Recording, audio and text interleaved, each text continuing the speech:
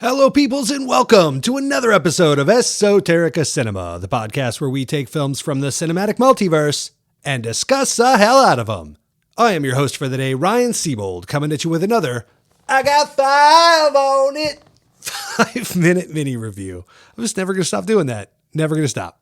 Today's film is Decision to Leave from 2022, directed by Park-Chan-Wook on a budget of $10 million that brought in a box office of $22 million. So good on him. Before we get too far into this, I will give a quick spoiler warning. I'm going to get into some minor spoilers on the plot, so if you want to stay clear of such things, if you had plans to see this movie, you haven't seen it yet, go watch it. It's a solid film, and then come back and we'll discuss. Rotten Tomatoes has this described as, from a mountain peak in South Korea, a man plummets to his death. Did he jump or was he pushed? When Detective Hae-jun arrives on the scene, he begins to suspect the dead man's wife, So-rae, but then he digs deeper into the investigation and he finds himself trapped in a web of deception and desire. Now, right out the gate, I'm going to go ahead and say this movie subverts expectations, or at least my own. Based on that description, and several like it, and the trailer, I thought this was going to be a suspense thriller. Instead, it was more of a noir police procedural / star-crossed romance. This was Law & Order meets The Notebook. The law book, if you will. It's a pretty long one, too. It's about 2.5 hours, and I just kept waiting for a twist to jumpstart a cat and mouse suspense thing, but this little piggy had none.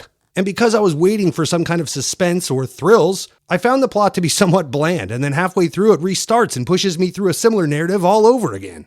There's no real mystery or suspense because they tell you pretty early on that she's the one that killed her husband. You need to know she's the killer because therein lies the conflict for the detective to fall in love with her. And then at the end of the film, I found myself asking, did the characters have an arc here? Did they change in any way? Was there a MacGuffin at all other than maybe love? Or was it just two people slowly revealing and accepting who they were the whole time? I really wrestled with the narrative and the pacing of this film a lot. But with that said, this is still a Park-Chan-Wook film, so for as bland and dry as the narrative can be at times, it's still laden with stunning camera work and visuals, packed full of blink and you miss some camera tricks and visual effects. It's also driven by a beautiful score, done once again by his best friend Jo Young-wook, who's worked with Park-Chan-Wook his entire career. In an interview, Chan-Wook said that they really wrestled with the first iterations of the score, as all the first versions Jo Young-wook kept bringing him were full of emotion. And Chan-Wook said the main characters in the film spent the entire movie fighting their emotions. So he didn't want the score to get ahead of the narrative in any way.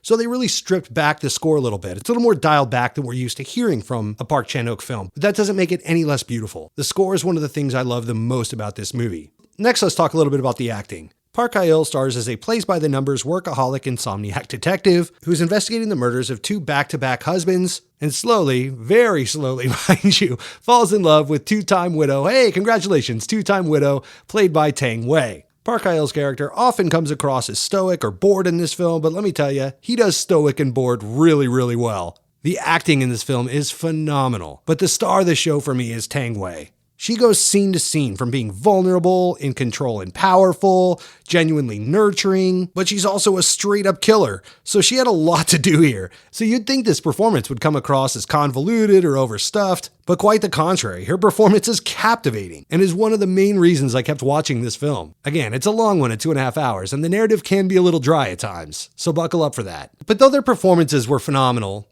and they were, the characters in the narrative itself leaves you as the viewer with a real moral quandary here. So first off, the detective is married, and it's a seemingly good marriage at that. They set that up right at the top. But he's one of those married to his job types, and he's consistently getting distracted by the adrenaline that he gets for investigating murders and such. Then you have Tang Wei's character, who, as soft and generous and loving as she can be, is also collecting dead husbands so that she can continue to see this detective. So yes, their performances are amazing. The chemistry they have is captivating. But he keeps coming back to her like, you know I have to investigate you now, right? And she's like, oh, please, investigate the hell out of me. Investigate me so hard. And he's like, okay.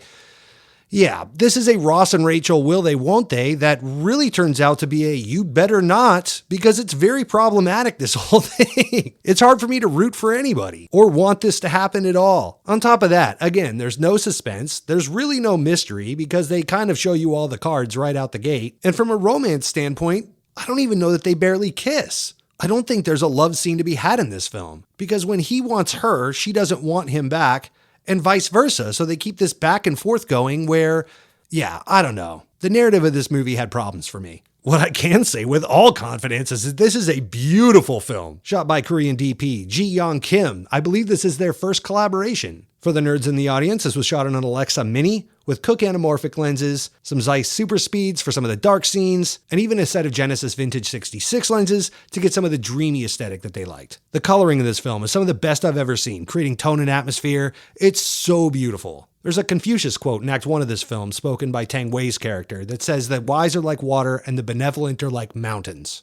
And the whole color scheme and visual aesthetic kind of revolves around that motif that Park Hae-il's detective character represents the mountains and Tang Wei's widow character represents the water. Knowing that, as you watch the film, you'll see that decisions were made throughout the film in regards to color, tone, wardrobe, set and setting and set design, all these things that kind of serve those character choices of water versus mountain. So you get a lot of teals, you get a lot of browns. It's a gorgeous, gorgeous film. Selective focus creates a dreamlike quality and there's tremendous amounts of visual effects trickery, mostly done with compositing and blue screen. But it's done so subtle you'd barely know that it was there. And the editing, scenes and locations seem to overlap, which left me still dealing with emotions from the prior scene as I'm pulled into the next. There's a 4-minute visual effects reel online that everyone should go see. It's really amazing how subtle some of these decisions were. A couple of scenes that stand out to me were the interrogation scene, where Hae-il is investigating Wei, and in the investigation, one of them is in focus and the other is soft. But in the two-way investigation mirror behind them,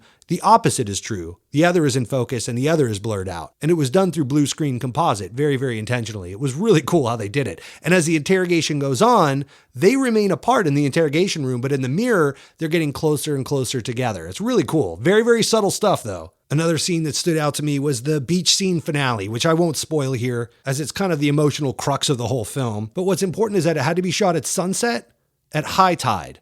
DP Ji Young Kim said where they needed high tide to be to pull this shot off only gave them 2 days to shoot before they had to wait another 30 days for the tides to repeat themselves. And where they needed the lighting to be only gave them about 10 to 15 minutes to get the shot done. So they had 10 to 15 minutes each day for 2 days to get this done. They couldn't find a beach that matched their liking, so they shot this over 3 different beaches and had to get the lighting just right.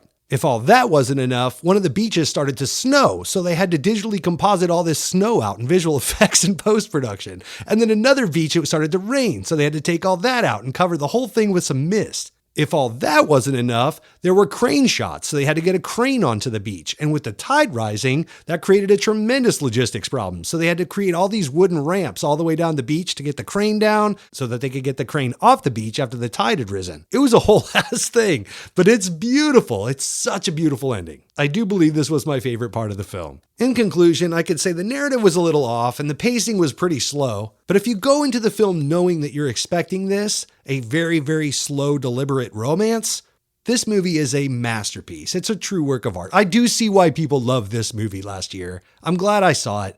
My 3 adjectives are tender, because this is a really tender, soft, emotional romance film. Problematic, troubled, but tender. My next is subtlety, because this is not a Paul Greengrass movie. This is not bombastic.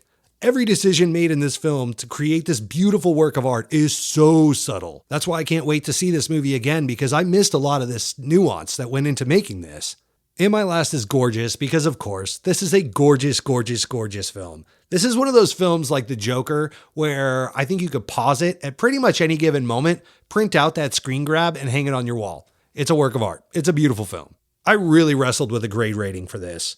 But because of some of the narrative flaws, the problematic characters, and the slow, dry pacing of the whole thing, I'm giving this one a B+, but I would recommend this to anybody. Everybody should go see this film and come out with your own conclusions. My B+ is not the end-all be-all. Don't judge me on it.